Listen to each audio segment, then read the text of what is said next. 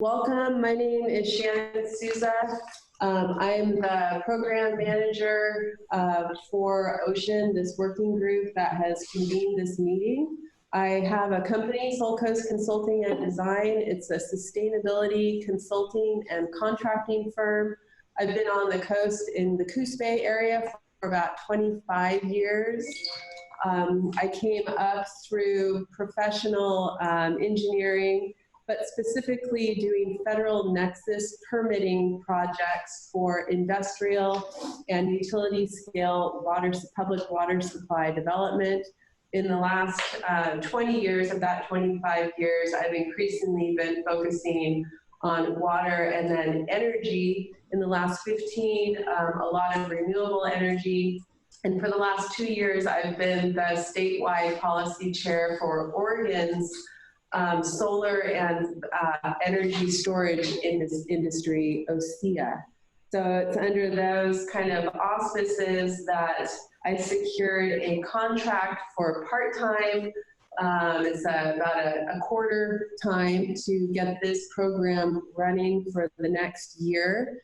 And I'm going to pass the baton then. I think we'll start in the room and go around the table. After that, we'll go to those that are on the Zoom video call in, and then we'll hit the phone for introductions. So please let me know who you are, why you're at the table, what you represent, something between 2 to 5 minutes as you see appropriate. Would you like to start? Sure. I'm Allison Phillips. I'm just an interested resident of Brookings, and I care about the environment and all the people.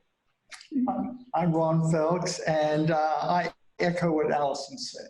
Hi, I'm Katie Iman. I'm an attorney. I've been representing the Citizens Against LNG, but more currently, I'm the candidate for Coos County Commissioner, position #1 in Coos County. Could we pause? Can I get some feedback from those on the phone? Can you hear everyone? Pretty good thus far. Okay, cool. Thank you. Good morning, I'm Jacob Houston. I'm the Marketing and Member Services Manager for Coos Curry Electric. I have a vested interest in the sustainable supply of power for our members in the area. Excellent. I'm Brent Bischoff. I'm the General Manager and CEO at Coos Curry Electric. I think Jacob said that pretty well. Coos Curry Electric is involved, is a member of a generation transmission cooperative, PNGC Power, that has 15 members throughout the kind of greater 4 states of the Northwest. And as part of that, we're always interested in exploring opportunities for additional power sources beyond the Bonneville Power Administration, and interested in seeing the opportunity for renewables to grow here in the area, and particularly interested in opportunities where we can gain some more reliability here in our service territory. In that right now we are entirely dependent on Bonneville Power's transmission system and the movement of power from the Federal Columbia River Hydro system here to the South Coast. Any opportunities that we might have to see that picture and see if we can make it. diversity of power supply improve as to our members. Excuse me, someone that is called in, if you could mute until your introduction or you want to address the group, please do so. We can hear you. Yeah. And I apologize. We did hit record on this meeting, so we'll be developing meeting notes and the slide deck will be provided for the participants. Sorry, go ahead, Bill. I'm Bill Bradbury. I have a long history in public life, whether it be a representative or state senator representing this area, or serving on the Northwest Power and Conservation Council that's involved with Bonneville and power development. And former Secretary of State. And a former secretary. And I have a very specific interest in this project because I am very, very, very, very excited about the opportunity that exists because of this really remarkable high-density wind resource off the coast. And it's really one of the best in the world. And we get a chance to try to do everything we can to tap it. So I'm really excited about it. Excellent. Mark Healy, Coquille Indian Tribe. I'm their water environmental specialist, and I promote renewables. And the tribe has a historic understanding of what it's like to be resilient. And part of their understanding is the earthquake will come. There will be a need to prepare, and this is part of the preparation, and hopefully it'll come sooner than later. The preparation.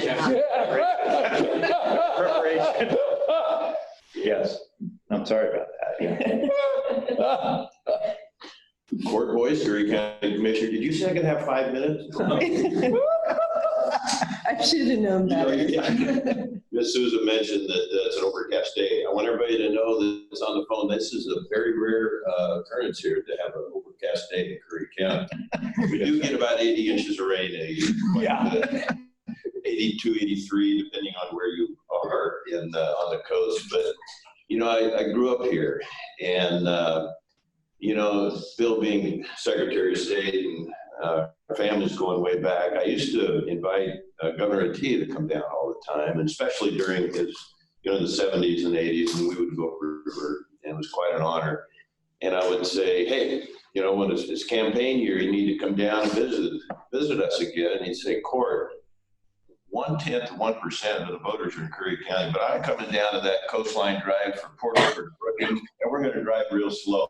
So, you know, you develop an appreciation for what we have here. And, you know, I'm no river rat. So if I could have any kind of role or impact on a future renewable energy, boy, my eyes and ears are wide open, and I hope that I can contribute something. And to hear the enthusiasm and the different meetings that we've had, the reality that, you know, this deserves a serious look. What we could accomplish, all the challenges, what we could do for our neighbors, hopefully. Yeah, really an exciting time. So thank you for putting this meeting together, and thank you everybody for being available and coming to our new library. Huh? Thanks again.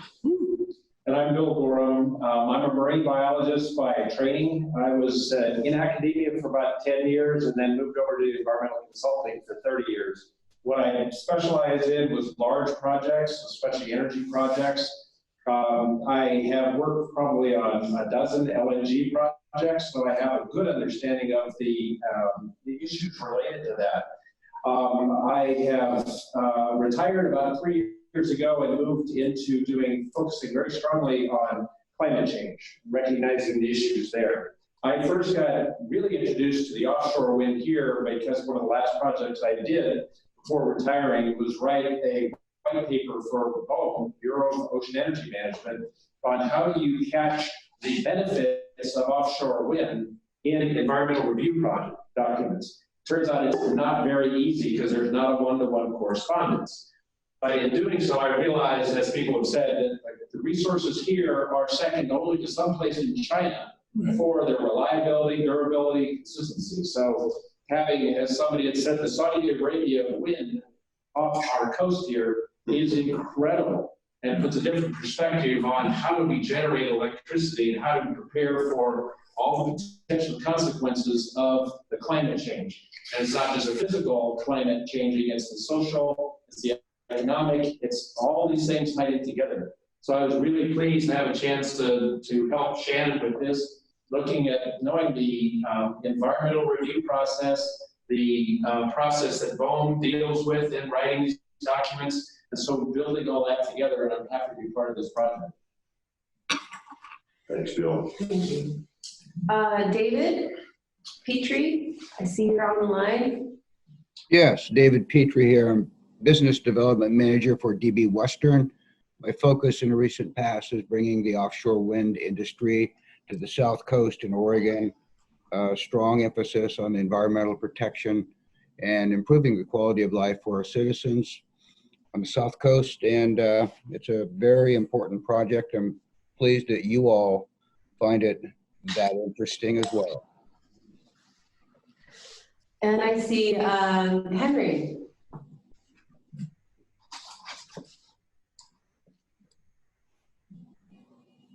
Oh, I wonder if you're muted. Henry, we can't hear you.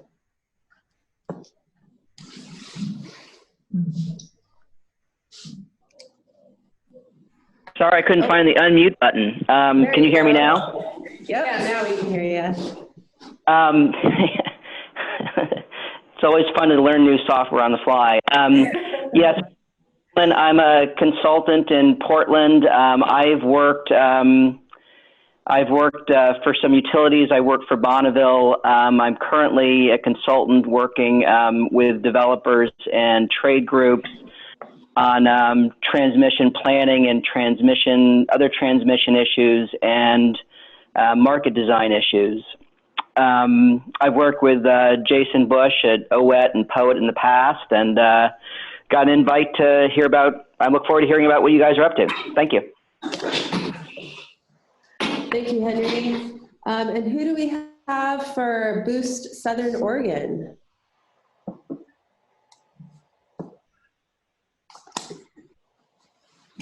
Okay, there you go. Yes, hi Shannon. Todd Gergen here, co-president of Boost Southern Oregon, also this year's Bay Area Chamber of Commerce president. We have our executive director, Tara Martinez here, as well as Rick Skinner, co-president of the Boost Southern Oregon Group, and other members of our steering committee, Dick Leshley and John Barton. So anyway, we're interested, and thanks for letting us participate today. We'll be listening. All right, thank you. Would you like to share Boost Southern Oregon's mission for the good of the order? Sure. Yeah, we're focused on traded sector jobs, projects that help, whether clean, sustainable industries, obviously, all of the above, keeping politics out of it. We're focused on diversifying and increasing our tax base so we can generate the revenues that will help support vital services to our community. So that's our focus. Perfect. Thank you. Mark Murray. Hello, yes, my name is Mark Murray. I'm the projects director for a company called Sierco. Sierco is a Californian-based company, but I personally am based in Scotland. We, as a company, are a project developer, technology independent, but very much focused on floating offshore wind and aiming to accelerate commercial floating offshore wind through a stepwise program of demonstration and semi-commercial projects. We've got a demonstration project in Scotland, are planning another demonstration project in the West Coast, and are actively developing a number of offshore wind, floating offshore wind projects across the globe, working with a number of different technologies. Personally, I've been involved in renewables since back in 2010. I worked with Aquamarine Power as the commercial development manager, where we had, which was a wave development company. We had an office in Newport for a period. Unfortunately, the wave technology didn't move forward in the way we had hoped. And so I left to join offshore wind. And this is where I am at the moment. We're interested in Oregon, particularly maybe to try and see whether there's opportunities for demonstrating new technologies, new floating wind technologies in the area. So I'm just here to sit back, listen, and see the developments that have gone on in Oregon and where you're at this particular point in time. Wonderful, thanks for joining us. And I know I heard Brian on the phone. Yeah, I'm here. Can you hear me okay? Yeah. Yeah, hi, my name is Brian Walsh, and I work for Avangrid Renewables, which is formerly known as Iberdrola Renewables, and formerly before that PPM Energy that you since there's a lot of experience in the room, you might have heard of any of those names, but it's all the same company. Our U.S. headquarters is here in Portland, Oregon. And like I said, I'm the Director of Development for the Pacific Northwest. We own and operate about 1,500 megawatts worth of wind in Oregon and Washington, and operate a couple, soon to be a couple hundred megawatts of solar in Oregon and Washington too as well. We have about 7 gigs of wind that we operate across the United States. And so we're very much interested in what's happening on the Oregon coast. Avangrid Renewables will be building the largest offshore project in the U.S., which is the Vineyard Wind Project. It's starting up here pretty soon in the next year or two. And so we also have other BOEM leases on the Atlantic coast as well. So we are tracking closely on what's going on offshore wind development. So very much interested in Oregon and the Pacific coast and floating turbine technology, and also really interested in resiliency for our coastal communities, and been looking at ways to bring generation to the coast, particularly in light of the big one coming in that. So, but nice to be included, and I do have to say that I have to drop off. I just was invited yesterday, so I have an 11:30 meeting that I need to drop off for about 20 minutes, but then I'll be rejoining. Great, thank you, Brian. Yes. Shannon, I was going to say, this is Jenny Brill from Avangrid Renewables as well, and just wanted to let you know I was here as well. Jenny, could you, Commissioner Boyce was wondering, did you mention where the West Coast wind project is?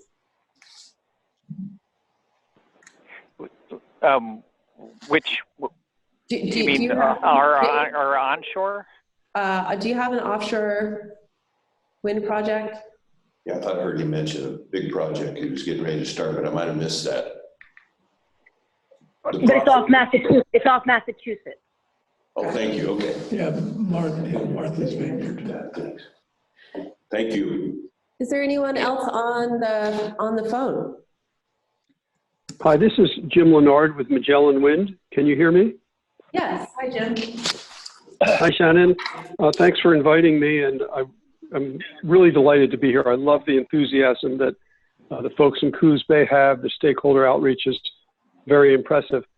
I'm an offshore wind developer. Our company is called Magellan Wind, and we are partnered with Copenhagen Infrastructure Partners, CIP, and CIP is a 50-50 partner with Avangrid. You just heard from Brian and Jenny, developing right now 2 800-megawatt projects in Massachusetts and Connecticut with PPAs to the IOUs already signed. So we're very excited about their East Coast work. Our work with CIP is on the West Coast for floating offshore wind. Magellan started in 2014 to just work on floating wind.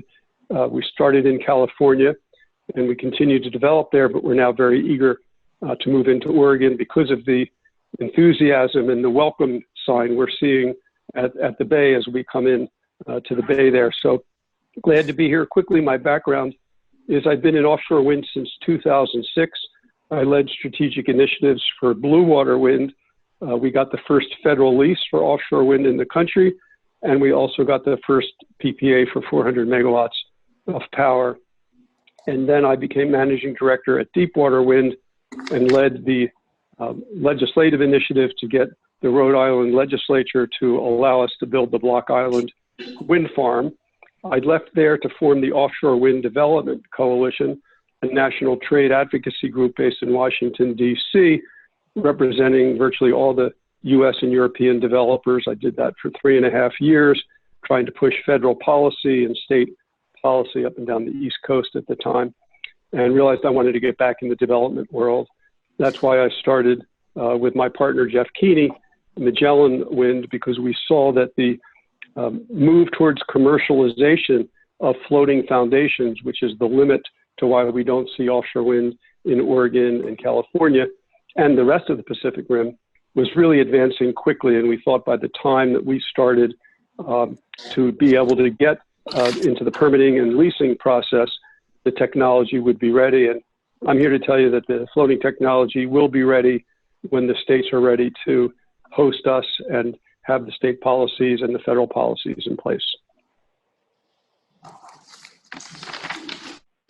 Well, that certainly helps with our strategic plan. Is there anyone else on the phone? Hi, Shannon. This is Sean Stevens. Go ahead, Sean. I'll come up afterwards. Okay. Hi, Shannon. It's Sean Stevens. I'm a Regional Development Officer for Business Oregon. Business Oregon is the state's economic development agency, and my region is Coos, Curry, and Douglas counties. And we've had some interest in offshore wind. Obviously, I cover the region there, and so see the economic impact there. But Business Oregon's also been working with outside interests and developers who've been interested in the area and different technologies. And so I'm just happy to be here and look forward to the presentation. Great, thank you, Sean. Hi, Sean. Yes, Commissioner? Yeah, can you hear me? Yes, we can hear you. Okay, this is Nick Edwards from Coos Bay, Oregon. I have the fishing vessel Carter John out of Charleston, and I'm the secretary of Shrimp Producers Marketing Cooperative, which is the largest shrimp association on the West Coast. I was also a board member of OIT for 6 years, and I'm a board member of the Southern Oregon's Resource Coalition here in Charleston, and we worked with the Principal Power Project. Also, I was on the Governor's Offshore Wind Advisory Task Force, and I guess you could call me the conduit from the fishing industry, but we are the existing user group. We are so happy that you are a part of this. Yes, great. Hi, folks. Can you hear me? Yes. Hi, my name is Andy Lanier. I'm the Marine Affairs Coordinator for Oregon's Coastal Management Program and the state representative helping to coordinate the Bureau of Ocean Energy Management and state task force looking at this issue. Great, thank you. Hi, good morning. This is Whitney Hauer with the Bureau of Ocean Energy Management in the Pacific office. I also have Nessie Sumite, the Renewable Energy Agency, and Doug Boren, who's the supervisor of Office of Strategic Resources, in the room with me as well. And BOEM in general issues leases and provides the authorization for energy on the OCS as well as minerals, and specific to this group for renewable energy and offshore wind. Great. Thank you. Hi, folks. Hi, this is Sean Gibbs. Sorry, Tina.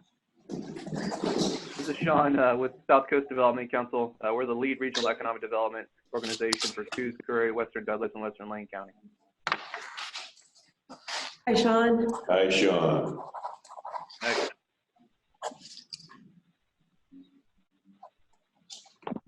Sorry about that, Sean. This is Tina Carpenter. I'm with Southwestern Oregon Workforce Investment Board. I'm their project manager, and we cover Coos, Curry, and Douglas counties. And we are just excited to be a part of the conversation as we tend to focus on industry-led and targeted initiatives, anything that's going to help our regional economy. So we appreciate being included in the conversation. Thank you.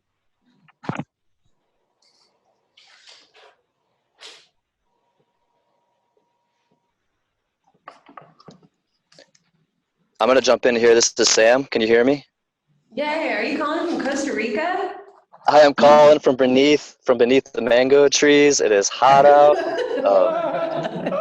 I'm sitting in a rental car with a mobile kind of a hotspot, and very happy to be able to connect right now. Cool. So I'm a member of the core working group. It is delightful to hear that there are so many very skilled and talented and crucial people in the conversation today, and I'll just be listening here and sipping on something with some ice in it.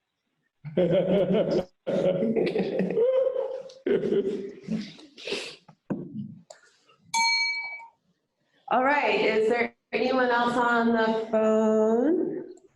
Yes, this is Ross Tyler. I I'm also a developer working with RWE Renewables. RWE Renewables has been involved in offshore wind in Europe for many years. And it's a combination of two companies with offshore wind experience. One is Innogy, and the other one is E.ON. And E.ON has had a presence in the United States for a number of years, working in onshore wind and solar. But I'm heading up the company's interests in offshore wind along the West Coast.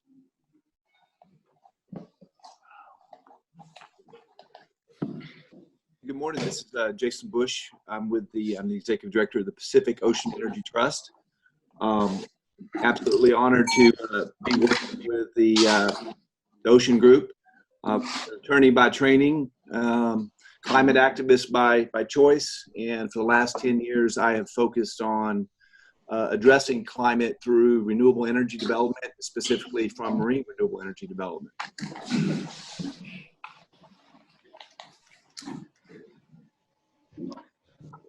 Good morning. This is Mark Petrie. I am a representative of the Coos Zoram tribes, Confederated Tribes. I'm the tribal leader, the vice chair elected, and I sit on the core working group with a number of folks here, and very good to hear all of the interested parties, and the tribes are interested in the efforts here on renewable energy, and good to be with at table with you all. Thanks, Mark.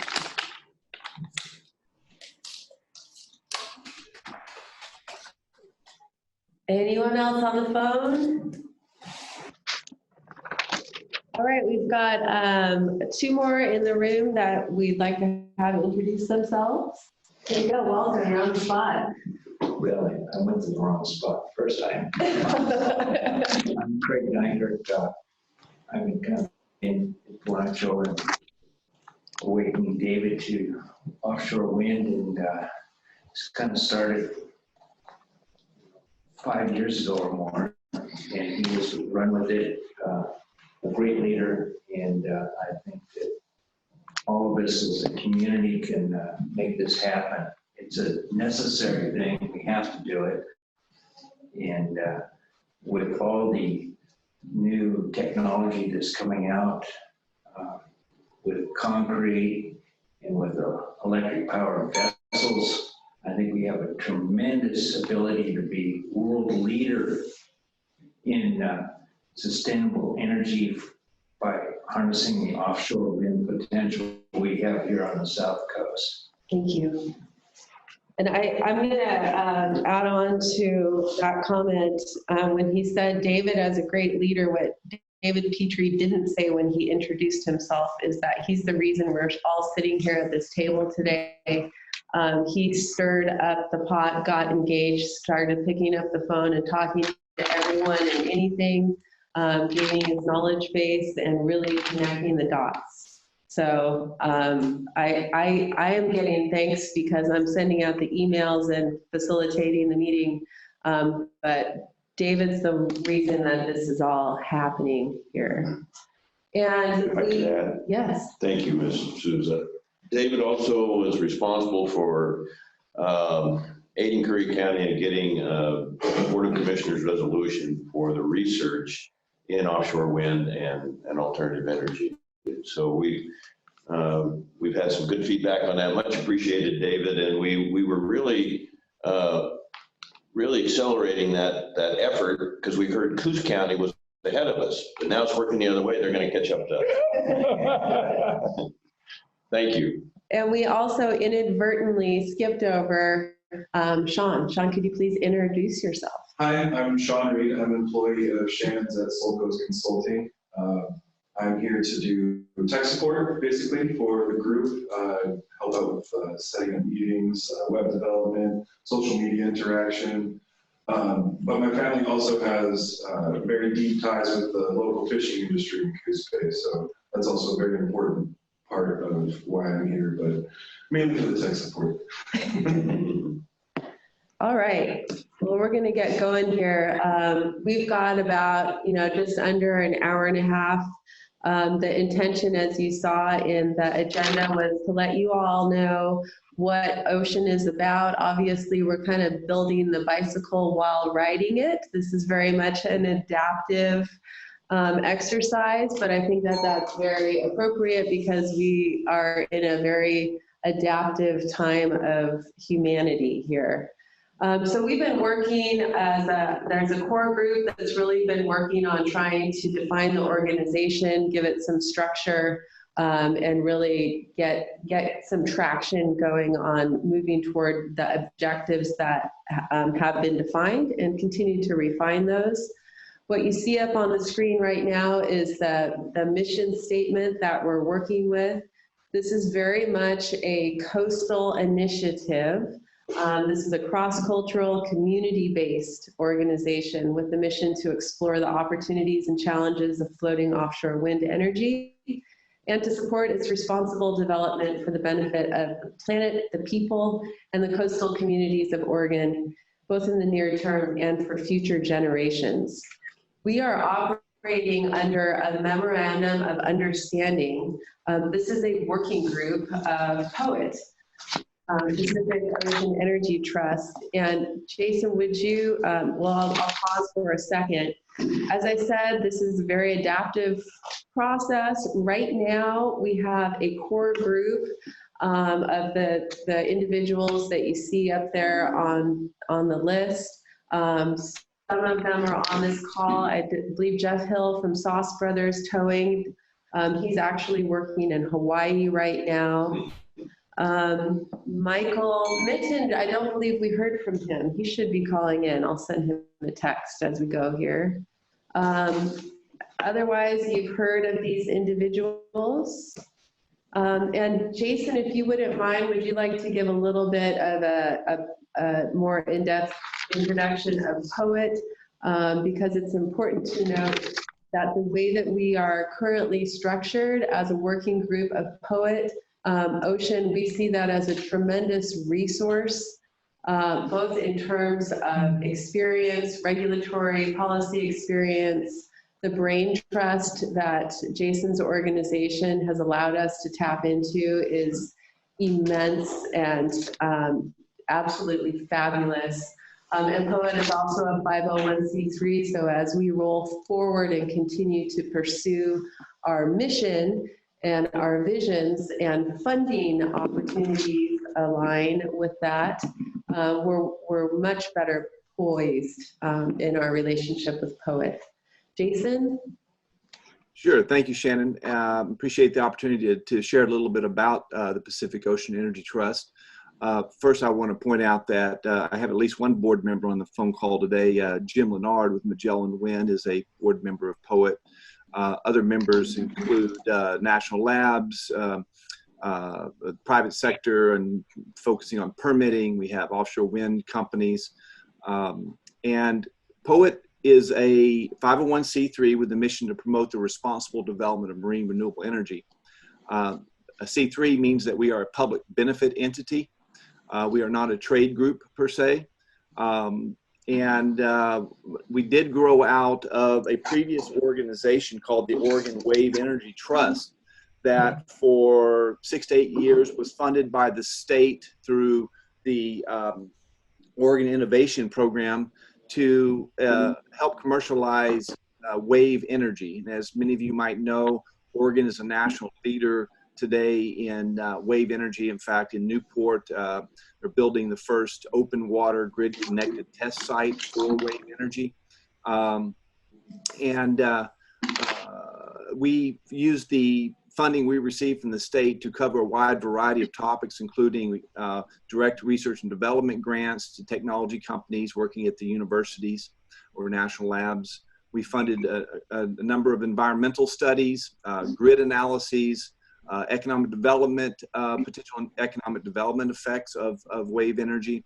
And I give you all that just as background because it's the years of focusing on those various topics that laid the foundation for helping us focus on now on offshore wind, which, as you know, is a relatively new approach to offshore wind development that arose over the last several years and is now very imminent on the West Coast. So POET is pleased to work with the Ocean Group to help provide our background and relationships and knowledge and expertise to help promote the goals and missions of this new organization. Very, very pleased to be a part of this effort. All right, thank you. For those who aren't familiar with Southern Oregon and might be wondering why all of this has coalesced so quickly, I thought I'd give you a little bit of a background here. We've got in this region an underemployed population. We are in post-timber and pulp and paper boom. Coos Bay was the largest timber exporting port in the world, 30 years ago, right? So it's definitely a part of the country that has been in a state of flux and redefinement over these last 30 years, frankly. As is evidenced and documented in the book, Hard Times in Paradise, the whole region really does have a history of boom and bust. And what we see are generational poverty cycles that a lot of those in this room that represent the area from their various perspectives are really trying to break.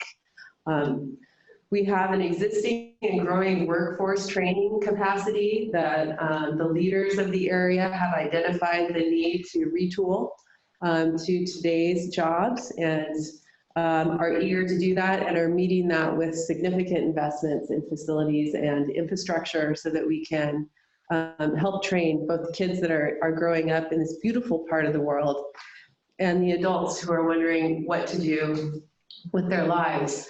We also have a couple of very hot topics that have been we have a lot of hot topics, but I would say definitely from the northern end of this section of Coos Bay where I'm based, the management of the Elliott State Forest and a proposed LNG facility have really divided the community. And I'm very proud and happy to say that on this call and participating in this process today are members from both sides of that divide. So to let you know, the offshore wind has been identified as something that we have a broad spectrum of support for. We talk a lot about the opportunities and challenges of offshore wind. That's right up at the front of Ocean's mission, to explore and identify what those opportunities and challenges are. In terms of opportunities and resources that we have here, the Port of Coos Bay is a direct ocean access port. It already has an established coastal construction, maritime, and manufacturing capacity. We've got DB Western in terms of manufacturing, and also Sauce Brothers are in fact heavily engaged in the core team here and very much interested in pursuing this. That does not mean that they are the only players on the South Coast. We do have some great resources there as well. The Port of Coos Bay also happens to be a foreign trade zone. So that's the United States version of a free trade zone. So there's some flexibility on the development, manufacturing, deployment, and maintenance of these vessels there, certainly. And most recently, Coos County approved themselves as a rural renewable energy development zone. So there are also some tax abatement opportunities there, specifically for advanced energy projects to Coos County. More opportunities. I've been beating the resilience drum for about 15 years as soon as I got into looking at electricity. And what you see here is a map of Oregon's distributed generation. The lines are not rivers or roads, although actually they do kind of, in many cases, follow those, but that's our transmission system. And if you take a look at the little dots, Those are, we've got some solar, there's a bunch of hydro. We definitely have some distributed energy. But if you look at the coast, you can see that we really don't. We don't have anything out here. And all of the energy, we're talking mostly about electricity today, of course, but all of the energy that we are completely reliant on comes to us through supply lines that are very catastrophe prone. Not just the big seismic event, but we've got mudslides, I heard the new NOAA regional director say that we are subject to every catastrophe on Earth except for lava and locusts. So that's where we're talking to you from. More opportunities. We have world-class, abundant offshore wind resource and our proximity to a massive and growing renewable energy market. Most of you on the phone, this is old news, so I'll kind of cruise through it rapidly, but I want to make sure everyone is up to speed here. Looking at the price of electricity, we know in the Northwest we've got cheap hydropower. That's evidenced. It's by stacking that up to the United States average. And then you look down in California and they're paying quite a bit more. I put the CCA, the Community Choice Aggregate wild card in there because California has a very different energy market than Washington or Oregon does. So we've got a lot of diversity in terms of our electricity markets on the West Coast. We have renewable portfolio standards up and down the West Coast. In Washington last year, they passed Senate Bill 2551. Their goal is 100% carbon-free by 2045. In Oregon, we're at 50% by 2040. And California, of course, they've got their Senate Bill 100. So they're looking at 2046. I understand there's some motion to get that pushed up to 2035. And everyone's wondering how. So I draw your attention to the picture there where Oregon's electricity comes from. Not only is the coast of Oregon reliant on imported electricity, but as you can see there, those dots on the map, the scale and the size of the dot lets you know what the electricity generation capacity. The colors indicate what the source of that electricity is. Oregon consumes imported electricity. Some have some concerns with that. I am one of them.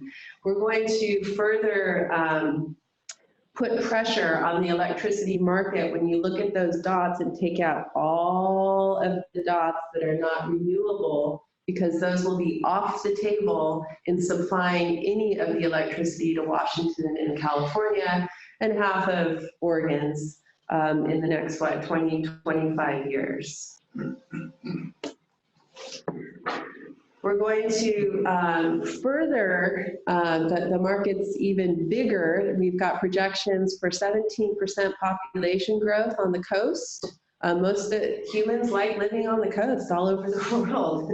That's not changing. We've got more humans and we've got more people moving to our coast. That's certainly the truth. And at the same time, we are trying to go green and clean in our transportation sector. Yes, there's a lot of focus and investment now in hydrogen and some other resources that will play into that mix. But what's happening right now is we're seeing a very rapid uptake of electrification of our transportation sector. So when I say that we've got a massive and growing market, we've got a massive and growing market.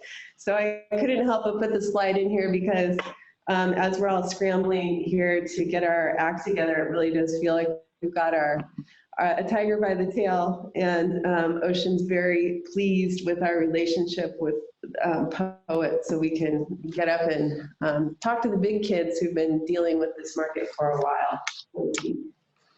I have one question for you. Yes. What do you do when that tiger turns around and bites you? We're going to try to make that tiger happy. We're going to be friends. So we've got some challenges, of course. If you look at this map of where the resources are, you can kind of see the state lines there. But how do we get it to those big population bases? We don't have that right now. So transmission to those larger markets, to the north and the south of us. And we're talking about massive scale deployment of what is an emerging technology, and not the turbines themselves necessarily, although they keep getting bigger and bigger, but the flotation. One of the comments that Sam brought back from talking to the fishing community was, we think these things are going to end up on the beach after a big storm. The Pacific, as everyone knows, does not live up to its name. It's not a peaceful ocean. So there are some challenges there in everyone getting up to speed and understanding what an array, a vast array of floating turbines will look like. And of course, and really what Ocean is very much focused on getting ahead of is that concept of NIMBY. You know, I've heard of this before. We talked about it when we were looking at this other technology. I don't want it in my backyard. I don't want to look at it. It's going to disrupt our fishing fleets. It's going to harm the environment. Think, you know, the off-the-cuff response. So we're trying to identify those and understand the science and the knowledge behind them and engage with those that would have that perspective. So ecological impact, societal acceptance, and those other marine-based, established marine-based commerce is really the focus. So we've come up with some guiding principles, and feeding off of that NIMBY concern there, really we want to engage upfront with all of the stakeholders that we can, so that we can ensure that offshore development that comes off of our coast, which we believe is coming, is developed in a manner that's consistent with the values that we have in Oregon and respectful of those existing commercial ocean users. So here are some of the other points that Ocean is really trying to focus in on. We're looking for maximization of our local socioeconomic benefits. We're looking for long-term sustainable family wage jobs, and we think that if we have this on our radar now and prepare for it and work together with the successful development community and our institutions, that we can do that. That we can also protect the health of our marine and coastal environments for our future generations, boost the economic diversity of our communities through the investments in infrastructure that would be needed to support offshore wind, fabrication, deployment, maintenance, all of that. But those land-based infrastructure investments will also play out in benefits to other potential industries, certainly. Maximize those benefits of electricity for the local community at that resiliency and reliability level. Contribute to the Oregon's access to low-cost clean energy. We've got really clean energy. Coos Curry Electric is sitting in the room today. We certainly don't expect that they're going to want to buy 26 cents a kilowatt hour power, or that the people that are the owners and members of Coos Curry Electric should pay for that. So we've got some contract for power issues to figure out. So we're trying to provide a forum so that everyone can better understand also the transmission and distribution issues that are associated with this. But it is a challenge, it's a long-term planning issue, but we want to be on the radar now and start thinking about that. And to improve everyone's understanding of the potential environmental effects of offshore wind. And as Bill pointed out, not just the negative effects, but what are the beneficial effects? What are some of the, how can it help? And how can we help to form projects so that they are beneficial? So we've got kind of a 30,000-foot view here of our strategic plan. We've got these 4 different paths that we are simultaneously running down. One, we need to cultivate supportive policy here for the state of Oregon. We've heard clearly, and we've learned from developers, and we've learned from the East Coast experience that in order for offshore wind to occur in Oregon, we need to create a market. What that has looked like on the eastern seaboard has been states saying, we're going to have this many gigawatts by this date, for example. We're not there in Oregon yet, but that's the kind of conversation and information that we need to be getting out to our policymakers.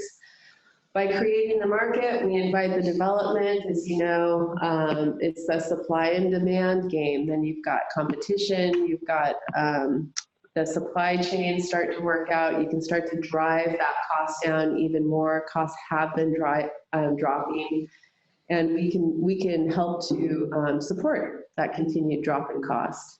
And then on the other side, provide that contract for power, getting back at maintaining Oregonians' access to affordable electricity. What does that look like? How does that play out? Who's paying for it, particularly in these early phases of development that are going to be more expensive because of the infrastructure required. The third one is to assess the regional capacity to provide service, supply, and value to the offshore wind sector. Let's get down to the nuts and bolts. What does the port have? What might it need? How does it fit into this larger West Coast management and servicing of offshore wind? And if there are additional needs, what are they? And put a price tag on them and start putting together some visions there. And finally, and this is what gets people excited, we find, is to identify and promote a properly sized first project. We're hopeful that we can simultaneously contribute to that local resiliency and energy demand side of the equation, and at the same time allow our stakeholders, all of us really, to better understand this new sector, its potential benefits and effects, and then we can build on that foundation. It's wonderful, the modeling that has been done by NREL and by the development community, but what does it really look like when we've got 20 of these things floating off the coast? So if you mind, what is a properly sized project? We kind of about what scale are you? Well, we're definitely in the brainstorming. So I will outline the different conversations that I've been a part of, and that is absolutely part of this working group. And what we would like is feedback, and it's a brainstorm. The first thought was, well, maybe it's 1 to 3 of these, and it's just a proof of concept. How do these floating mechanisms work? You know, what's the tethering? How far apart are they? Maybe it doesn't even have any real generation. We heard from NREL, you know, we're over that. We're comfortable with the proof of concept. Let's actually get these things up and running. Knowing that whatever is out there, if it's generating electricity, it has to find its way to the grid, and knowing that that's a good chunk of change, and we're hearing things like $100 million or, you know, just a tether to get out there. Then we start thinking, okay, well, let's actually get some benefit. The huge driver for the big utility scale deployment is to get to that lucrative California market. We know that, but that's a huge, massive, and probably Oregon's not ready to say just yes and let's go forth with that. So what if we looked at that resiliency and coastal capacity factor? And BPA, let's see, Henry, you might be able to give some better numbers. I want to say it's like 350 megawatts is our consumption. There's a coastal consumption that BPA is delivering to us, and they have to get it to us. They've got to maintain all of the lines. They've got to look at upgrades of those lines and that capacity to generate and go through all of those population bases and get out to us. What if that first sized project was tailored to meet the electricity needs of coastal Oregon? Is a thought. So that's the iteration that's kind of being kicked around and socialized, if you will, at this point. So I'd be curious to hear what your thoughts are. Sorry, you were asking me, Henry, the question, or just the group in general? Well, yeah, Henry, I'd like to hear your thoughts on that. I mean, I don't know what the load is in the southern coast. You said it's 350 megawatts. That I don't have any reason to think that's wrong. Yeah, I mean, if I don't think there's any reason not to, you know, target a project that size. You know, it's a good resource, but it is still variable. So you'll still need the transmission lines in and out for a variety of reasons. But I think it's a good place to start. I mean, if you think, if there really is 350 megawatts of transmission into the region, you should be able to export that much. So if the load is 350 and there's 350 megawatts of transmission capacity, you could go as high as 700 before you really started to have issues with having too much energy in the area. But 350 is a good place to start. So those are the kind of conversations we're having. And I'm going to pause for just a second here and let you know we're going to move through this presentation to let you know the engagement piece. Obviously, this is one of the first working group meetings that we're having. And the idea of these monthly meetings is to kind of give a high-level update on all of these 4 different courses that we're running, and that in the interim, hopefully some of those that are calling in and participating in this working group would be willing to work on focus groups where we can really get into the weeds, call in those that know and want to be part of that conversation to really start to dial that in. But in general, those are the 4 simultaneous tracks that we're moving down. So there again is our guiding principle. Oh no. Okay. Whew.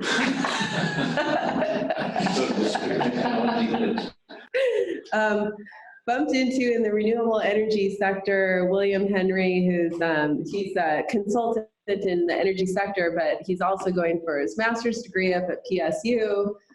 We were talking at some solar thing, and he mentioned that he was, as part of his project, he was looking at large-scale transmission projects like this, and how traditionally any large-scale development project goes in the United States. And that's that you've got the developer or municipality, whoever's developing the project. They come up with their drivers and needs statement. They brainstorm and test their ideas in-house. There's some first contacts with socialization, but it's pretty low external participation there. And then a formal proposal goes forth. Then we're kind of increasing the level of participation from externally. And down at the bottom there where you see the low, medium, and high, that's related. Bill came up with this graphic.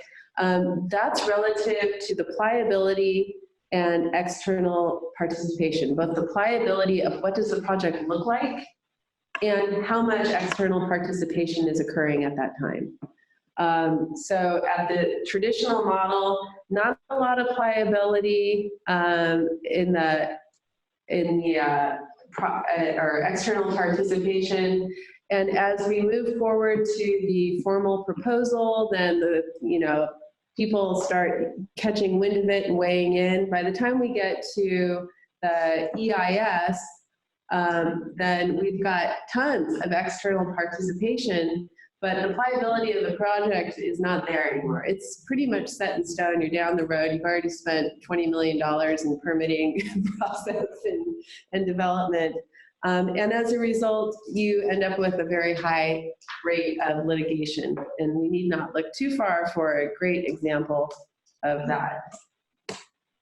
So what we are trying to do, and I think are successfully doing, is flipping that model around. The driver's needs statement, that was kind of this compelling, hey, we've got great offshore wind, there's a market right there. David Petrie's picking up the phone, talking to everybody. That's that kind of medium, who's directly interested in this project, and that's who's sitting here. And we're moving into that brainstorm and test. Along those 4 objectives that we've identified, let's run some ideas up the flagpole, and let's make sure we're talking to everyone that would be objecting to this potential idea. Get all the stakeholders very much engaged at the beginning while we have a very high level of project pliability. And moving into that socialization, that expanded contact with those that didn't think that they were directly affected but might be realizing they are. The idea being that by the time the formal proposal is there, you really talk to the players and know who they are, and they understand, clearly understand what it is that you're proposing and have had a role in shaping that. The EIS then, as part of that process, there would be less, feasibly, theoretically that is, there would be less of that engagement because we already incorporated that into the design, those concerns. And as a result, then you have a lower level of litigation. So that's the model that we're running with and why we're putting this heavy emphasis on a very broad stakeholder engagement process. So right now we're in the first quarter of 2020, and we're kind of in brainstorming and testing, as I said, and expanding the stakeholders in preparation for a larger socialization of whatever that motion is. Is it policy development? Is it a first project? So how are we set up for participation? We have a website that was developed by Sam and funded by some of the core members early at the onset. It's offshorewindenergy.org.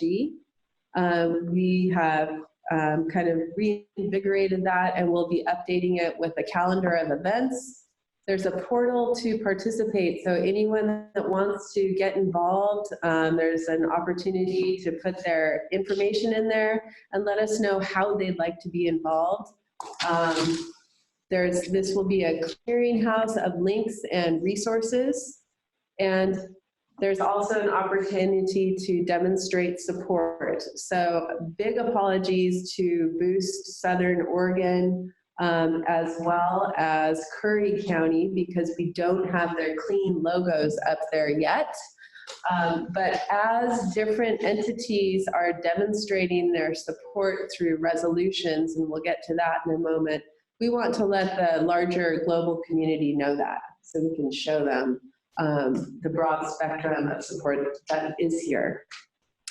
So we have focus groups. We have identified 7 different areas that really need people to buckle down and get to work and focus so we can move towards some progress. One of them is public outreach. We've got policy development and intervention, commerce, industry, workforce, and sustainable local business development, environmental impacts, cultural resources, and societal benefits. So the idea being that, yep, we've got these monthly meetings, but we're not really getting down to work at these monthly meetings. We're just getting everybody up to speed on what these focus groups have accomplished in the interim. We have public forums. So far, we've had 2 public forums. This was our most recent one at the Brookings campus down at SWAC.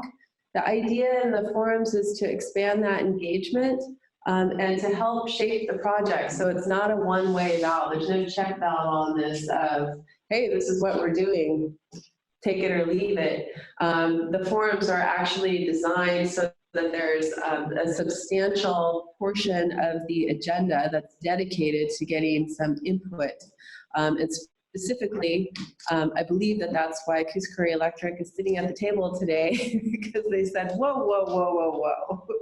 What? We're not paying for that. You can't possibly expect for our members to pay for that. Absolutely right.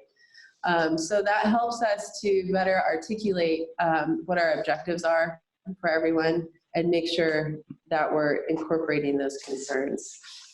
We, the core group developed a draft resolution that we have out on the web that is there for organizations of any type to take back and tweak, make sure that they're comfortable with what they're resolving to do. And that's exactly what Curry County has already done and Boost Southern Oregon has done. But that just kind of gives people that description of what it is that Ocean is about and what we're looking at. Ocean Working Group participation. Here we are. I'm spreading the word, letting everybody know what's going on and sharing those resources. We have some upcoming outreach that is scheduled in February. We will be doing a presentation for SOCAN, which is in Oregon, Southern Oregon Climate Action Now. There are, I believe, 2 chapters, if you will. One of them is based over in the valley around the Rogue Valley and Applegate and Ashland area. That's where that presentation will be. There's another chapter that's out on the coast. And actually, we've got membership representatives here at this meeting today. In March, we will be at a table at the law conference, environmental law conference over at the University of Oregon. And of course, the legal community will be there. And some of our targeted expansion is into the labor and affected county leaderships when we're talking about transmission specifically in there. I should note that IBEW is also a part of our working group and was not able to attend today, but we do have a very diverse work group here. In April, I believe, maybe Jason, I'm not sure what the status of that is, but I know that there is a state of science, which is a summary of what we know about the environmental effects of marine renewables that POET's going to be facilitating. Do you have any updates on that one, Jason? I don't have a date yet, but it is confirmed that the primary authors of that report, which are located at the Pacific Northwest National Labs, will be updating their existing State of the Science report that originally came out in 2016. In anticipation of the next updated version of that, which will be coming out this spring, they've agreed to a webinar where they'll present at a fairly high level, obviously within the time frames we have to work with, an hour and a half. We're not going to do a deep dive on each of the topics, but we will present this new document. And I believe what we're planning to do is to follow that up with a substantive workshop that will be held later in the spring for a full day to allow interested individuals to participate in person and hear from some of the regional leadership experts on topics like birds, whale entanglement issues, and some of the other major environmental topics that are relevant. So to be determined final date and times on that, but it's in the works.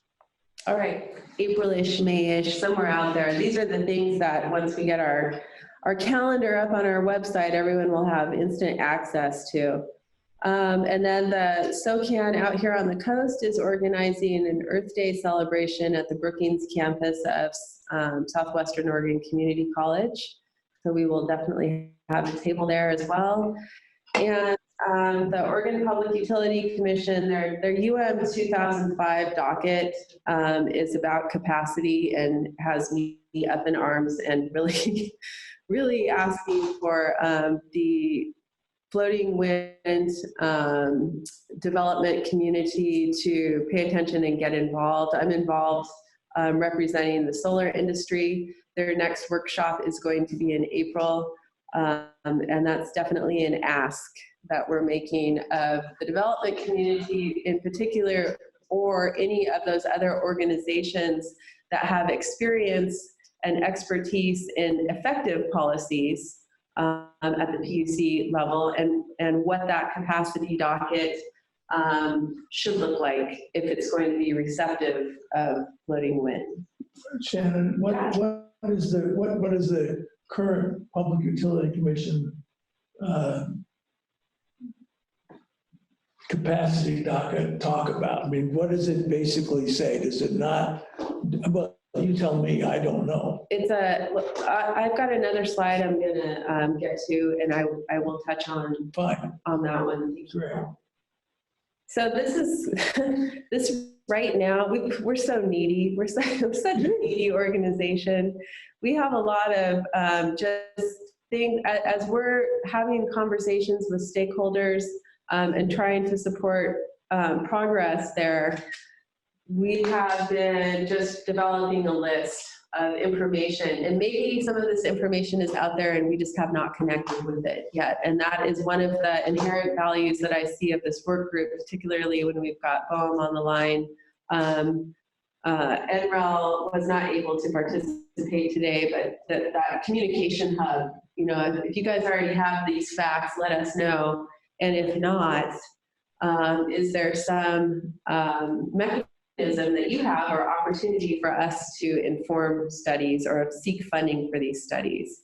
So right now that list looks like transmission infrastructure and upgrades option analysis, an assessment of the Port of Coos Bay's capabilities and preparedness to support that offshore wind deployment and maintenance. Environmental effects, of course, there are a lot of things that are known, a lot of unknown. Most recently, we've got the expansion of the orca whales critical habitat to include the Oregon coast. So we think that that's probably not something that's been studied with respect to floating wind, and should be. An inventory of the critical environmental unknowns. And I think that POET webinar will help to inform where are the data gaps there. Grid integration and regionalization, assessment of the potential value of offshore wind as a non-wire alternative for BPA's planning instead of beefing up the wires to pump the hydro out to us. What if we were generating our own? Model developments for grid planning, assuming that offshore wind is there. And that's not just for Oregon, that's looking at the whole region, the West Coast. Evaluation of those as of yet unmonetized attributes of offshore wind, both its locational values, load complement capacity, and as a generational complement. For just a simple example, when looking at the California market where they've got all of this solar, sun comes up, they've got too much solar, Right. Sun goes down, they don't have it. Guess what, sun goes down, wind comes up. So it's a beautiful complement. And when we look at that, the potential for West Coast grid integration and the opportunity to move these resources around, it's pretty exciting. And one that I've been asking for and can't get, but thinking back about that market that to be served, is there some kind of at least back of the envelope shortfall projection with respect to meeting those renewable portfolio standards, given the anticipated market growth? What's in the procurement pipeline right now, and what those resource bundle scenarios might look like? It's my understanding that at present the utilities across the West Coast don't really have to talk to each other very much. and it would be great to maybe help precipitate more of that conversation and information sharing, and maybe that's already going on. Shannon, this is Jason. I'd like to weigh in on this. Two things. One, it's on the one hand, you see that there's a lot of work to be done. This is a great list of the kind of things that we'll evaluate over the coming years. The upside is that I can say that on every single one of these topics, there is already effort leaning in these directions. So certainly more work to bring those to fruition, but I'm pleased to say that these are all topics that folks are talking about, and there are studies in process or being talked about that would help address these. And except for, as you rightly point out, the last topic there is one that I think that is a prospective view that we really need the folks with the capabilities to do this modeling work, to look out to the future, to understand where we need to be in 10 or 15 or 20 years to meet our policy goals. That's an important element that I think it is lacking, with the caveat that we did have some work done at the Pacific Northwest, the Planning Council. I always just call it the Planning Council, but it has a longer name. When we did the Northwest Power and Conservation Council, NPCC, when we did the NREL cost study on offshore wind, we did have them project what our needs would be in the time frame of that study, which was 2032. And we settled on 3 gigawatts of development as a not unreasonable number for that time frame, reflecting our expected load growth, expected existing fossil fuel-based generation that will be coming offline. It's actually a 5 gigawatt number, but our assumption was at least a couple of gigawatts of wind and solar, terrestrial wind and solar is probably to be expected in Oregon, leaving about 3 gigawatts of delta to that could be met through offshore wind, which is why we looked at up to 3 gigawatts of development in that cost study. Awesome, thank you. One of the reasons I brought it up is because when I start looking at that and doing my super rudimentary back of the envelope, I wonder if the findings might come up with a statement that we can't meet that without floating wind. That seems to be a pretty huge gap to fill. Interesting. Sorry, it'd be interesting to know. Might help move some action. State policy updates here in Oregon. We've got Senate Bill 1530. This is this year's version of what was House Bill 2020 last year. It's Oregon's Cap and Invest bill. There's been a lot of horse trading going on. It did not stop at the end of last session and has continued. Our legislators on the Oregon coast have been working very, very hard with those over in Eastern Oregon to get some significant amendments to that bill so that the investments to the communities hit by the climate crisis get a significant and focused amount of funding from the revenues and vastly increased say in how that revenue is spent. So this is just some of those amendments that pertain to that. And impacted communities are those that are hit first and hardest by climate change, and we are sitting in those impacted communities.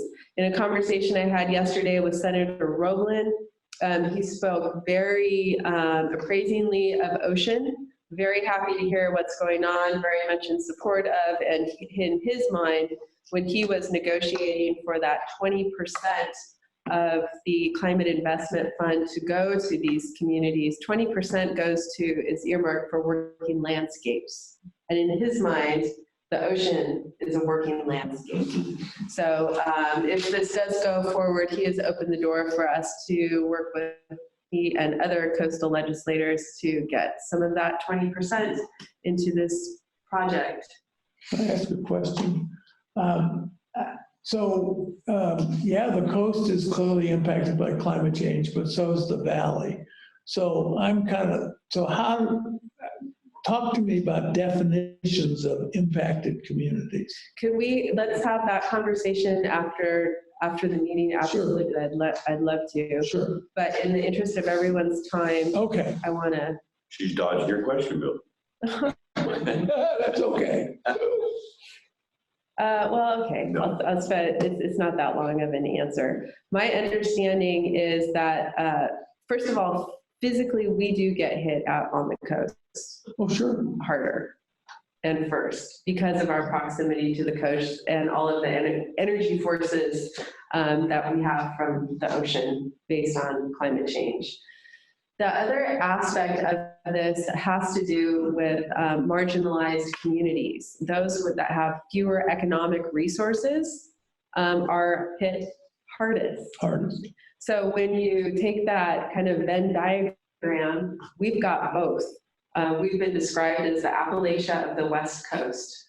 So you look at our socioeconomics, we've got a large percentage of our population that does not have the resources to make ends meet today, let alone in the face of catastrophes and our physical exposure to climate change. So when you take those two, we are in a good position to receive funds and determine ourselves on the coast how they should be spent. That's the idea behind those amendments. That work? Yeah, that works. Resiliency. We have, the reason I started beating that drum was because I sit on the board with the Professional Engineers of Oregon. And as we were watching the work that was coming out in the studies, that legislature said, hey, we want to know if the big one hit today, what would Oregon look like? How would the different communities fare? And out here on the coast, as an energy practitioner or public water supply practitioner, it's really not pretty. If the valley is in good shape, where all the population base is, and they don't have to expend all the resources there, then we're looking at 3 to 12 months without electricity service out here. So from that, then they said, okay, now we've seen how scary it would be if it hit today. Where do we go from there? So the governor commissioned this plan, Resiliency 2025. Where do we want to be in 2025 so that we're in a better position? In October, the plan was released back in 2018, and then just this last year, legislatively, the Committee on Emergency Preparedness used to be coupled within Veteran Affairs, a strong signal that was separated. It's now its own Senate committee, and it is receiving a lot more attention, and it's very well appointed in terms of leadership. We now have Mike Harriman. He's our state resilience officer. He works out of the governor's office. I was there this fall when he was presenting the governor's, under his recommendation, priorities in policies for moving toward that Resiliency 2025. Number 2, it says critical energy infrastructure hub. What they're talking about there is all of our liquid fuel supplies for the state of Oregon are up in Portland on the river they're just going to be trashed. We're going to have massive spills and no fuel. That's the hub that they're talking about on the first part of that sentence. And to ensure fuel supplies and alternate energy sources are available to responders and the public. That's whereas proponents of resiliency on the coast with the solution in hand, we need to be in that conversation. I represent the professional engineers in the advisory committee on resilience, working with Mr. Harriman, and I'll be meeting with him to have this conversation next week. But in that we have policy that maybe that's not what they were thinking about when they wrote it, but it certainly does accommodate us, and we should be a priority. The door has been opened. Likewise, in the emergency management bill that is in the works and is under review, and I don't know if it's going to be amended again or not, but we've been advocating for electricity and water resiliency to be included in that. They're now starting to, the bill will populate what that advisory committee looks like. What are they going to do with the money? How's it going to be prioritized, and where is it going to be spent? So we, Ocean, are already advocating for electricity to be a huge part of that conversation out on the coast. Let's see if there's anything else I want to say about that. Oh, the other opportunity that we have and where we really want to weigh in is that we learned that next year, so this year the governor's emergency response package is really focused on just setting up the system. Please weigh in if you have better intel. Setting up the system, who's making the decisions, what does it look like? Next year, it will be a funding package that's really looking at the big holes that we have in the what if it hit us today, and where are we most exposed. And guess who is at the top of the list? Southern Oregon coast. So we know from the governor's office, have been directly told that the priority, the Southern Oregon coast is going to be top of the list for that funding package. Well, we should be the ones, we should definitely be at the table. And so that I think that we should play some political capital cards to be a loud voice there. Does anyone else have other state policy updates that they think are relevant to the conversation, or anyone on the call? Well, there is funding going through for the earthquake early warning, and that includes wildfire cameras too. So. And that's going to be through this short session. Yeah, and that's part of that same bill. Yeah. Shannon, this is Jason. Just the last comment on policy is unrelated to resilience, but I think it's important to note that today, outside the renewable portfolio standard in Oregon, that's the only market driver we have. That's the only policy that directly advances the need for renewable energy. So it means that we have work to do to think about what policies might be appropriate, but I will finish by saying once upon a time in Oregon, we had something called the BETC, the Business Energy Tax Credit, right, which was a hugely successful, until it wasn't. That's a longer story, but a hugely successful program that very much accelerated terrestrial wind development in Oregon. I think we have close to 6 gigawatts of wind development in Oregon today. And I think that the BETC, the Business Energy Tax Credit, was a very essential element that drove that development. So we have a history of doing this. We could do it again. That's my point. And I would caution anyone that is talking to policymakers to not, the BETC is like, they will spit on the ground. Yeah. And I'm coming from the solar side. The BETC was tremendously successful on the solar side. And we really like to point at wind and say that wind screwed it up for us. Because we had some bad players that used the funds and did not stand behind their products, and we had some failed projects. There were a lot of issues with the BETC. There were a lot of awesome outcomes from the BETC, but it is not something that you want to put in any sentence or ask. Last year, I got to work a bill through that, and I'm speaking from my experience last year up there.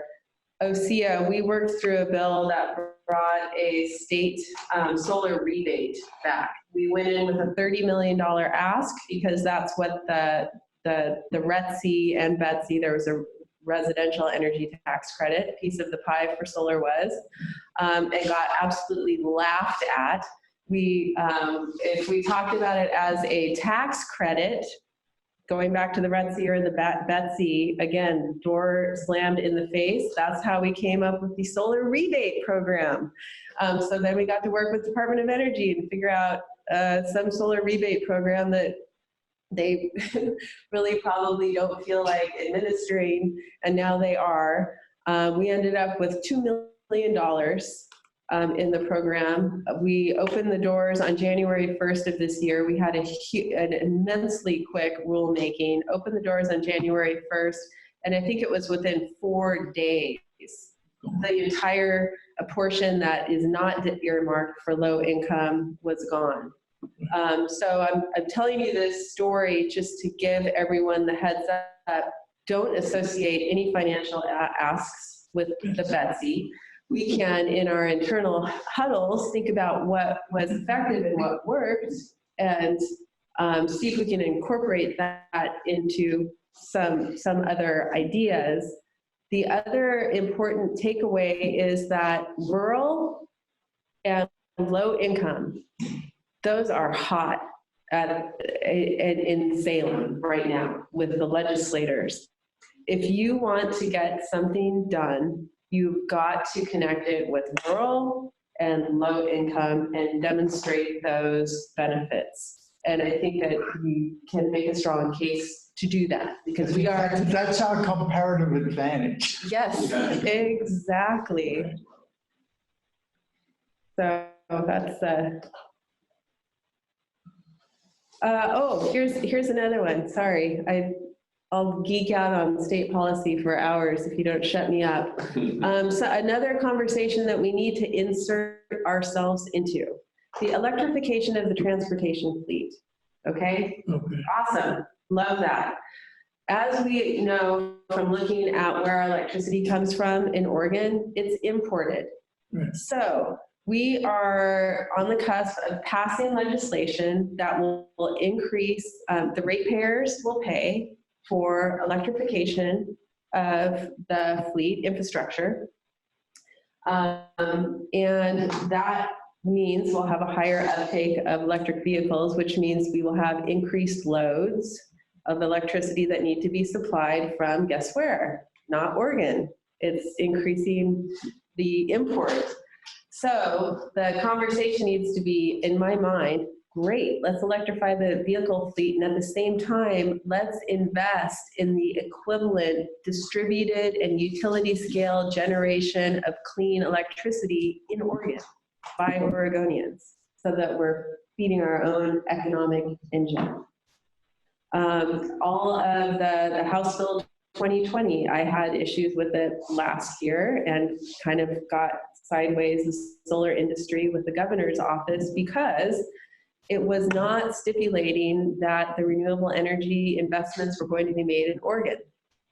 Again, it was, we're going to have a revenue stream and the investor-owned utilities can invest that wherever they want, and we're going to purchase that. It doesn't help with our resiliency, it doesn't help with our economic development here. So that clarifying point, which can be very obvious to those of us that work in the energy sector, is not something that typically people think about. So Oregon Energy installed and built in Oregon, I think is an important, any opportunity that we have to bring that point out. Which brings us to the Oregon Public Utility Commission. The Oregon PUC has 3 commissioners. They're all appointed by the governor and approved by the Senate. In the last, I think all 3 of them have been appointed in the last 3 years. So now they're all have been appointed by Governor Brown. The most recent appointment, Mark Thompson, he is a lawyer. He worked for Iron Sanger, who incidentally is the law firm that is hired by Renewables Northwest to intervene on their behalf for the PUC. So our newest commissioner has been one of those lawyers who has been representing the renewables industry. He has also worked for 2 utilities, so he understands the utility perspective He's very level-headed. He's not Pollyanna about these things. He's very amenable to conversation. So we have had a significant change in the complexion of Oregon's PUC. And in my mind, it has come not too soon enough, because the dockets that are currently open, the PUC oversees everything that investor-owned utilities do, and legislature tells the PUC what they want by passing bills, or the PUC can determine the commissioners can say themselves, you know what, we'd like our staff to open up a docket because we want to know more about this. They can compel studies on their own. The top two PURPA, I'm not going to dig into right now. Hopefully, I'm heading up our focus group on policy, and I would very much like to huddle up on those as we go forward. Distribution system planning is kind of small scale. Distribution system planning definitely has some indirect impacts to the scale that we're talking about for floating wind. But the one that is really hot right now is general capacity. So to answer your question, Bill, this, the PUC has really been at kind of almost like a midlife crisis. Like who am I and how am I how are we going to do things? I think it was 4 years ago, there was a Senate Bill 978 that told the PUC, look, your mission statement and your operating, your MO was developed in 1911. Yep. You should probably update that. So that was a huge open docket that we all weighed in on. And the results of that was that the PUC substantially expanded its mission to include things like clean energy and community choice, and increase that access. It was safe, reliable, and affordable. Those were the three, and now we've got three more elements. So after making that mission statement change, now we're going through and looking at these very transmission systems. How do we do our transmission planning? What's our interconnection process look like? Who can interconnect? What is that process? In the terms of distribution system planning, same. It's the skeleton of our electrical system. General capacity is looking at how do you value electricity, and how is that value assigned based on should that value include what the source of the electricity is, the fuel supply, if you will. Is it the sun? Is it oil? Is it coal? Is it hydro? Should that value reflect where it's generated? Is it close to the load base where we need it? Is it far away? Are there losses? Does it work well with other resources that we already have in our mix or that we're thinking about? Can we couple those resources if they're synergistic and give them a higher value? How do we even measure it? What the different utilities measure capacity in different ways? It's huge. They're going back to square one, completely opened the book. This summer, they issued all of the stakeholders a comprehensive questionnaire to answers, start to influence staff. We finished those up in January and supplied them with the answers. And in April, we will have the first workshop with PUC staff. That is an ask that Ocean is making to our work group, anyone that's interested in floating wind that has the capacity and the understanding of the electricity market. It gets very deep, really fast. I sit and listen, and we, hopefully have lawyers and people that are very experienced in these kinds of things to formally weigh in on this process. That's definitely not me, but I can say it's immensely important to us. And if we're talking about remember looking back at policy, we want to create the market, and we want to establish the contract for power. This is that contract for power. What does it look like? How is it valued? How are the biggest investors in our electricity supply for the state of Oregon told to value and procure their power supply for now? And I mean, if they just updated this now and it rolled out in 1911, this capacity docket might not be open again for what, 50 years? Who knows? So it's go time. And we're looking for assistance in trying to raise the awareness of those that would be interested. Does anyone have, I don't have much, I might have so in solar, or solar too, in state policy. Federal policy updates, I'm not tracking really heavily. Does anyone have stuff? So as part of this working group, that's another one of my asks to any of those, the development communities, the BOEM, the NREL, any of those entities that are regularly bumping up against these different sectors. If you can provide us with updates so that we out here on the Oregon coast know what's up, and we can continue to add value to our organization by being a hub for that. Very, very much appreciate that. I did hear the question recently. I mean, DeFazio is one of the primary sponsors of the Green New Deal bill. And is there any potential for interaction between this group and his efforts around raising awareness for that legislation? So I don't have any more on that, but just raised the question. Well, that's good. He definitely is aware that we're here and he's on our meeting notes list, but that's a good direct ask of him. Staff. Anyone else? Well, the comment I would like to make, cropping back resiliency, and you're saying, well, the wind only blows part of the time, and so we're going to rely on hydropower coming in from the valley. Well, instead of that, we need to do a companion project of pumped hydro. It's economical, you don't have much of a loss. In fact, the older figures are out of date because the new electric motors that are being developed by Tesla and whatever make pumps so much more efficient. Instead of getting an 80% return on what you're putting into it, but what you're costing 20% to ship that water uphill so it will flow back down, that figure is changing dramatically.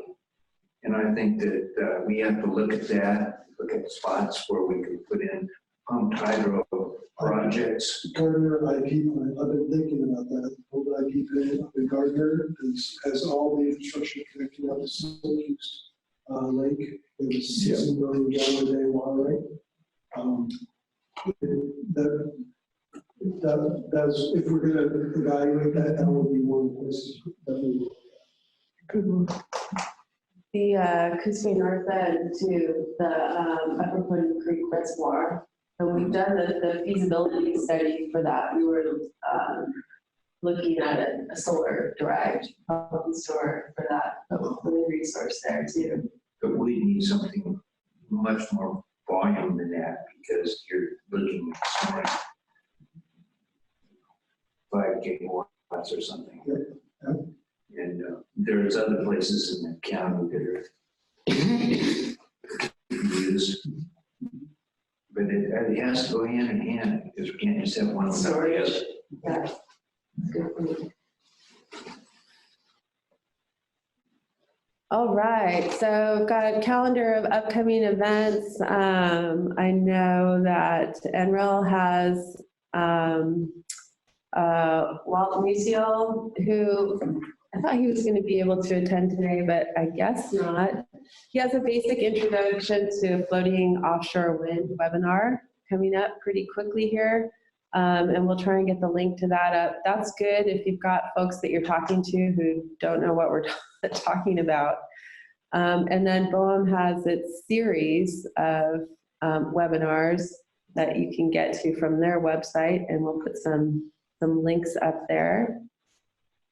Putting Sean on the spot here, the ask to anyone is if you are aware of things that are going on, funding opportunities, research, calls for research, scopes, webinars that are relevant, opportunities for us for public outreach, please hit Sean up, send him an email, and we can take a look at that and disseminate it as is appropriate or act on that. If you do send me an email, just in case I get a million of them, put it in the subject, event proposal or something, just so I can quickly tap through, but yeah, no problem.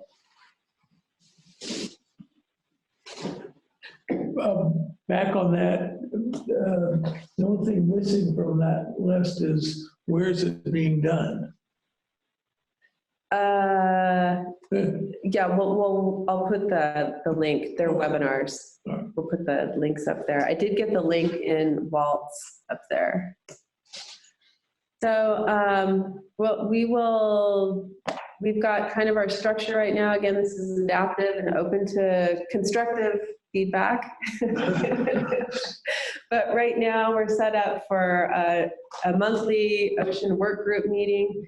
They won't be 2 hours. This was just to, hey, we're kind of organizing, here's our structure and here's where we're at. So likely would be more like an hour kind of a thing, that we can just get some updates. And those updates will be coming from focus groups that have actually been doing some work in between that.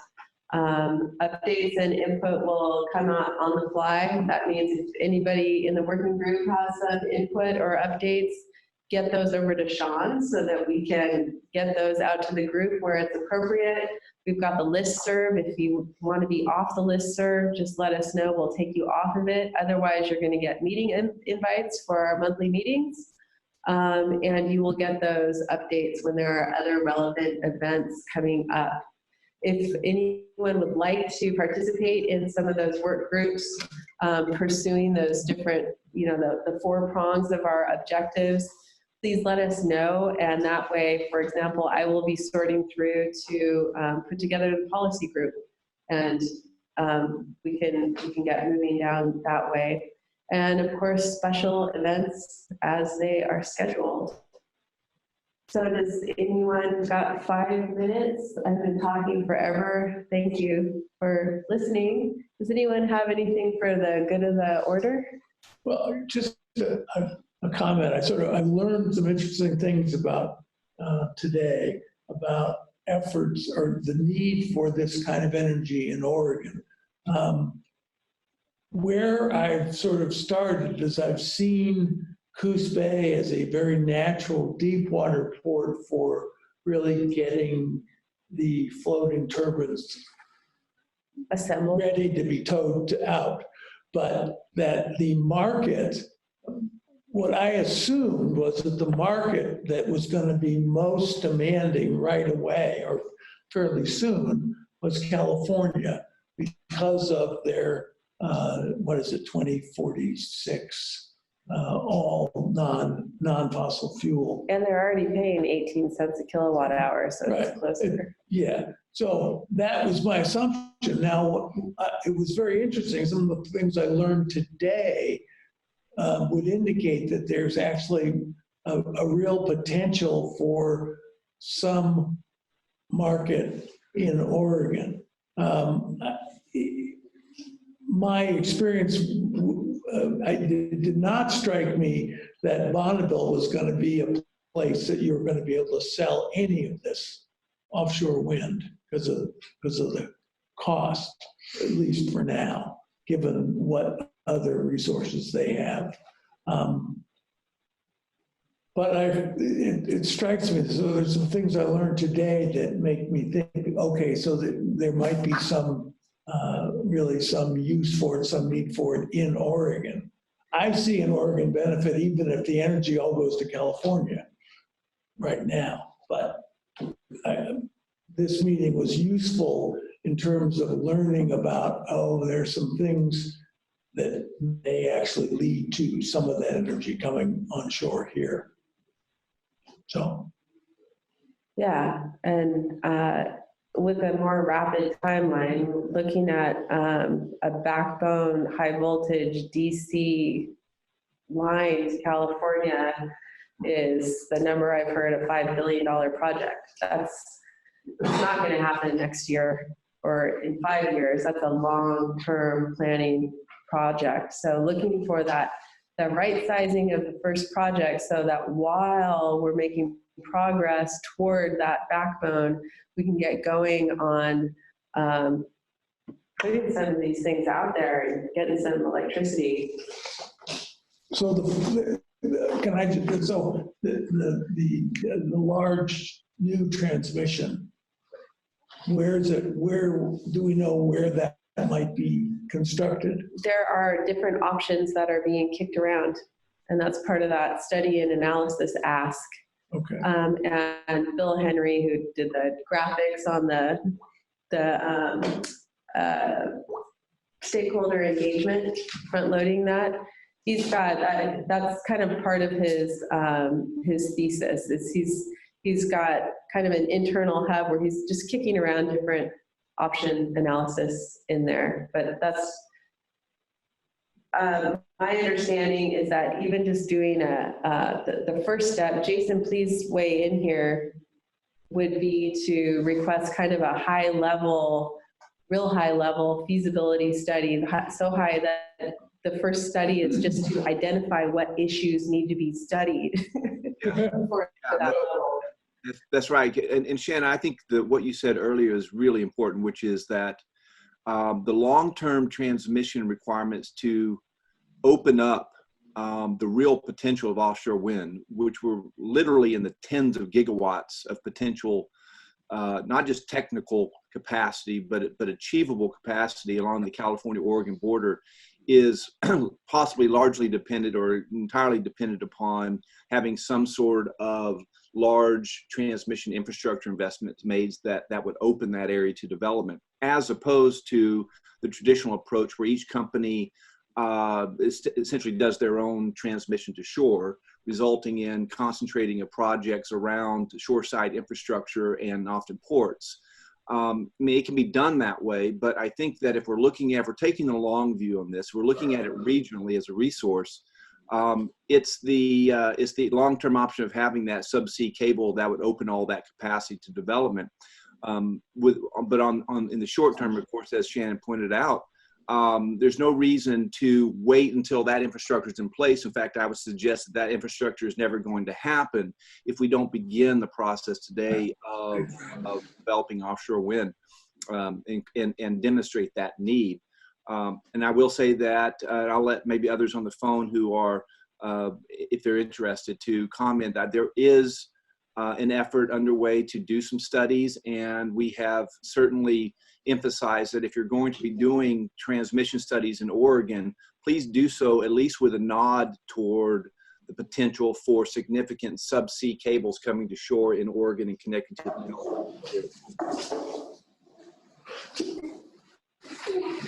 So one other question. The whole issue of transmission is sort of a mystery to me, because it's not clear to me who takes responsibility or who has the responsibility to develop these transmission resources.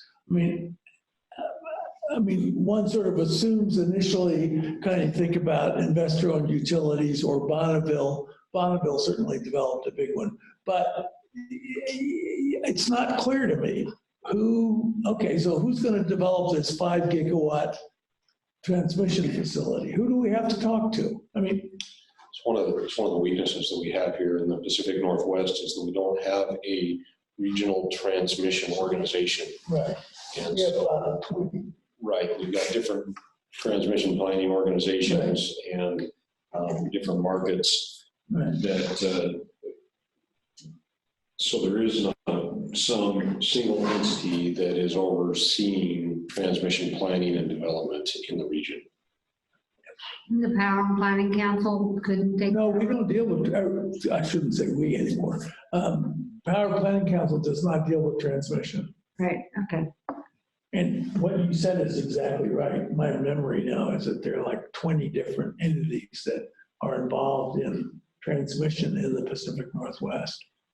So it's not.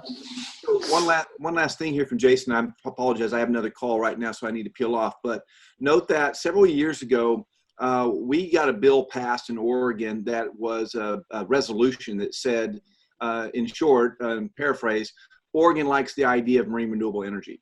And by so doing, what we intended to do with that was to force the regional transmission planning entities to consider marine renewable energy. This relates to FERC Order 1000, which requires regional planners to consider the policy priorities of the states in which they operate. So we could, that was specific to wave energy, but we could do something similar. My point there is there are mechanisms to bring WEC and the new, it's called, somebody help me, the combination of Columbia Grid and Northern Tier, I think it's called Northern Grid now. So there are these entities out there that we can be working with that we should be bringing into the conversation. But I do think, as Shannon pointed out, the initial step is a lowercase feasibility study for subsea transmission, something that basically describes what it is that we're talking about and begin to sort of peel the onion back a little bit and assess what the various issues and potential insurmountable problems might be before we move forward further with any kind of investments in those kind of studies. And with that, Shannon, I apologize. I have to peel off. Thank you for letting me participate, and I look forward to working with you all soon. Thank you, Jason. Well, thank you everybody for calling in and taking time. Really appreciate it. And of course, you're welcome to follow up with me individually after this meeting. Have a good day. Okay. Great.